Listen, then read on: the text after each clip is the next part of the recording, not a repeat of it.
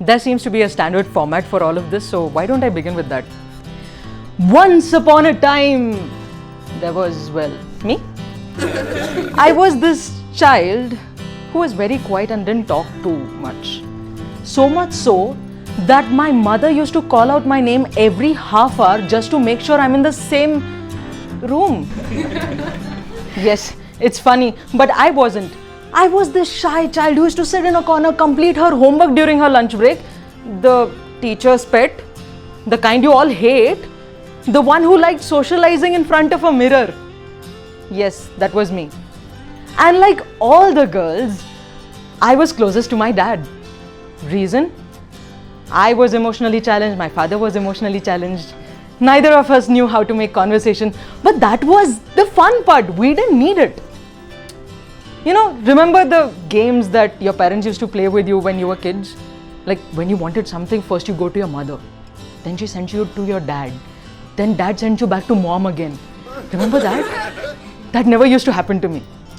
I used to go stand in front of my father and he knew what I wanted even before I wanted it.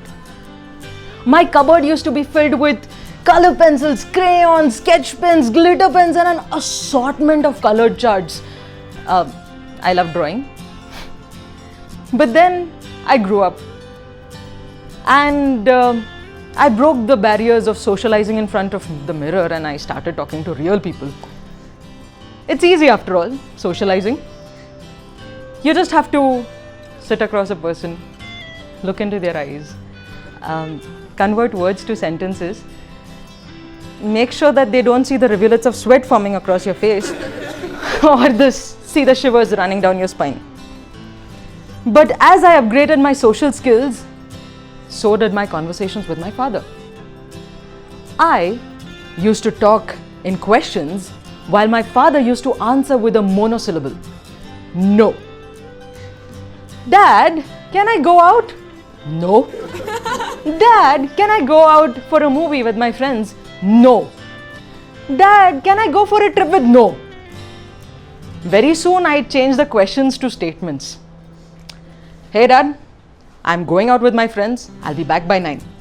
Take the helmet, take the keys, leave. Soon the conversations changed to statements and back answers. Don't talk to strangers, okay? How am I supposed to make new friends then? Don't talk to boys. I'm sorry, Dad, I didn't learn the art of telepathy. Soon the conversations dwindled. And I kept wondering, where did that understanding go? That connect that knew what I wanted even before I wanted it. He wanted to protect me and I no longer needed protection. Why would I?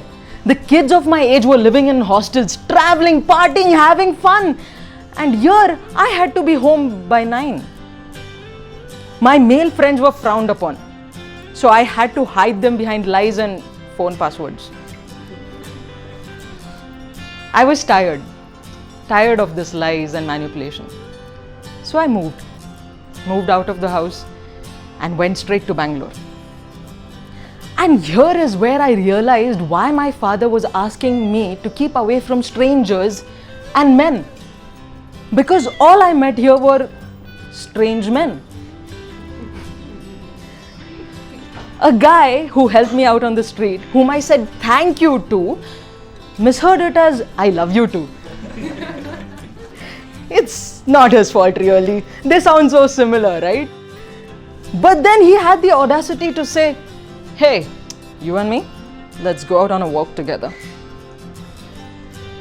A married man I once interacted with came up to me and said, hey, you are just like my wife, but better.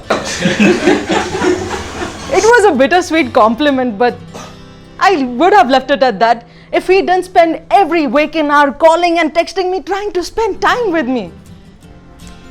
And the caretaker, who had to take care of the entire building, took extra care of me. He used to knock at the door at 1 a.m. at night. He pounded even if I didn't answer. And when I finally did answer, he used to say, I hope you're all right. I breezed through all of this. I didn't need protection, remember? But then finally there came a day when I wanted to shout, scream, pound and ask these men, is it really that difficult to accept a girl who wants to live alone in a society, who doesn't need knight in shining armors like you? I wish there was something called an anti-axe, which I could spray and have all those men running away from me. I was tired. I finally needed protection. I pick up the call and dial the number, calling Dad. I wipe the rivulets of sweat forming across my face, curb the shudders running down my spine, and hope that my father won't say, hey, I'm coming right to Bangalore. We are going to pack the bags and I'm going to march you to Pune. All the while muttering, I told you so. I told you so. I told you so. He picks up the call and I say, Dad, I'm done. I can't do this anymore. The caretaker is annoying me. To which my father responded, बेटा, तुम्हें ऐसा parking कहीं नहीं मिलेगा, लेकिन ऐसे लोग हर जगह मिलेंगे. Translation, you will not find such a great parking in Bangalore anywhere, but you will find such annoying people everywhere. So learn to deal with it. I think for the first time my father had accepted that the little girl who used to sit in a corner, draw and paint, who didn't want to venture out into the world, whom he could bring the world to, had gone. And with that one statement, he had made me independent. Today, I'm back home, and the equation with my father and I is the same. We still talk in statements and back answers. The male friends are still hidden behind phone passwords. But there's one thing that has come back, the connect. And today, he knows that his little princess has grown up and she no longer needs his protection. Thank you.